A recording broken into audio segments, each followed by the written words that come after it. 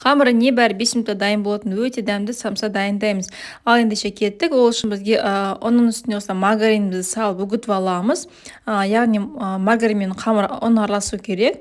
Осы кезде бізге айран үстіне бір шай қасық разрыхлительді салып осылай араластырып аламыз. Және де оның үстіне салып жақсылап қамырымызды илейміз. Осымен қамырымыз дайын, біраз 5 минутқа тұндырып қоямыз. Осы кезде фаршымызды дайындаймыз. Фаршмен де жылқының еті, пияз, қара бұрыш және сұйық май, тұз, дәміне қарай тұз саласыздар. Мен құйрық майдың орнына үнемі сұйық май құямын, өте дәмді болып шығады. Енді қамырды осылай бөліктерге бөліп аламыз. Барлығын бөліп болғаннан кейін дөңгелетіп шығамыз. Және де әр қамырды осылай дөңгелетіп жайып, қаламшы кез келген самсаны кез келген қаламшы түйсеңіз болады. Мен 2 түрлі қылып түйдім. Осылай барлығын түйіп болғаннан кейін формамызға салып, бетін жұмқан сары уызын жағып, қалауыншы бетіне мак немесе күнжіт сепсеңіздер болады.